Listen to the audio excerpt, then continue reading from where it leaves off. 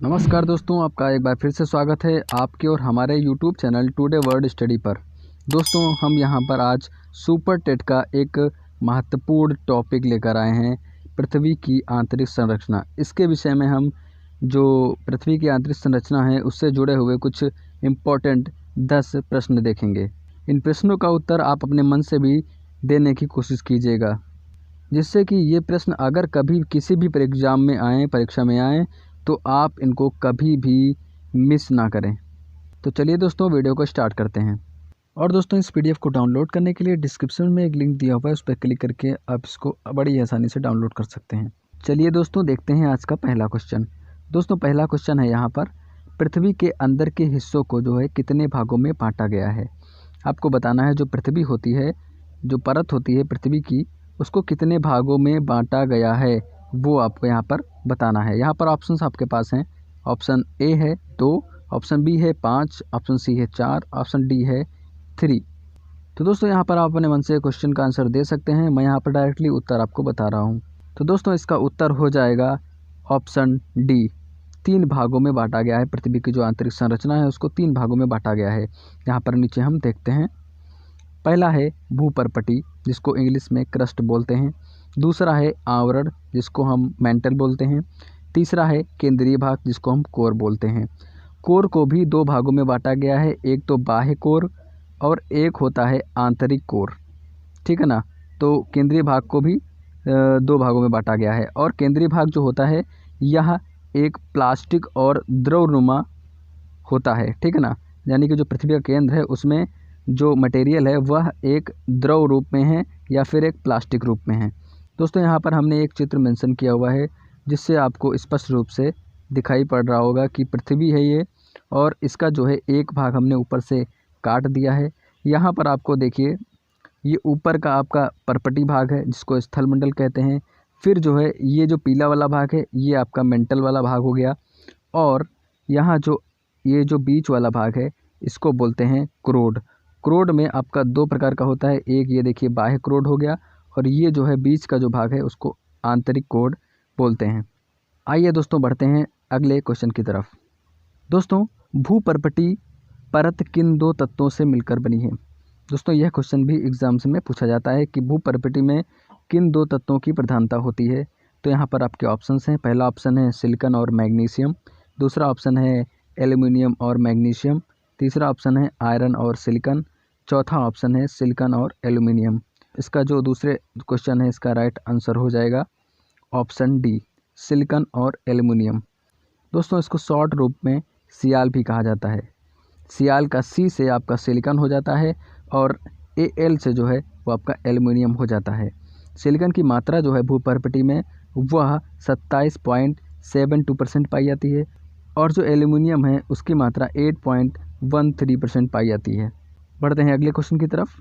भूपर्पटी की मोटाई कितनी है।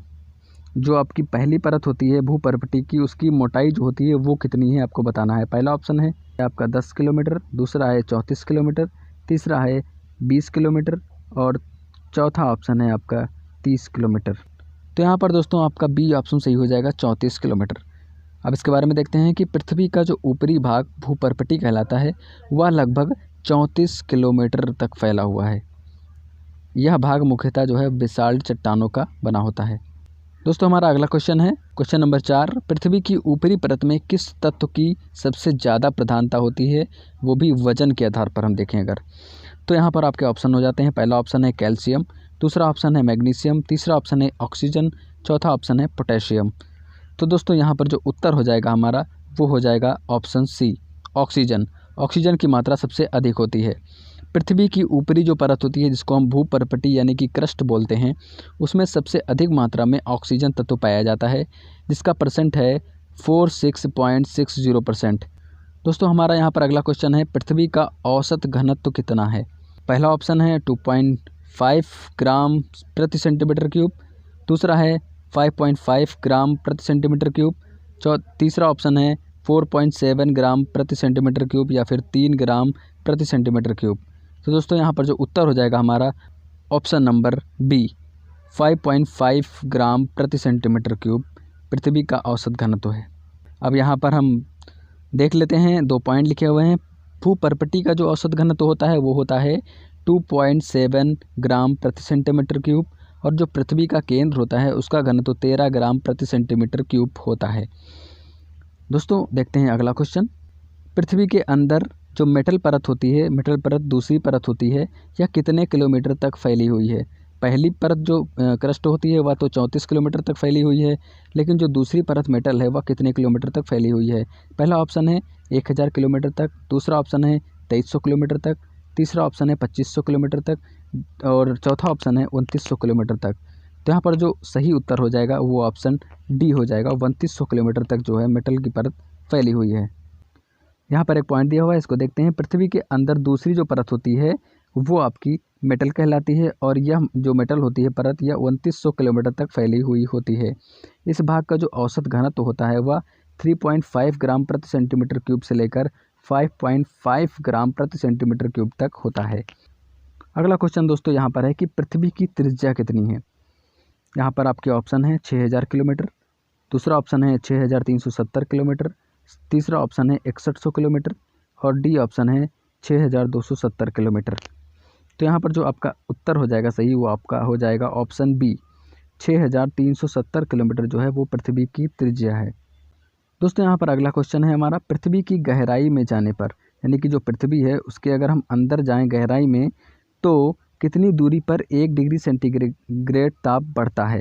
यानी कि अगर हम पृथ्वी के अंदर जाएंगे तो तापमान बढ़ेगा, और जब हम पृथ्वी के ऊपर जाते हैं तो तापमान जो है उसमें कमी आती है। तो यहाँ पर बताना है कि कितने मीटर की गहराई पर 1 डिग्री सेंटीग्रेड ताप जो है वो बढ़ता है। तो यहाँ पर आपके ऑप्शंस हैं 30 मीटर की गहराई पर, 29 मीटर की गहराई पर, 32 मीटर की गहराई पर, या फिर 22 मीटर की गहराई पर। दोस्तों यहाँ पर ऑप्शन आपका सी हो जाएगा, 32 मीटर की दूरी पर।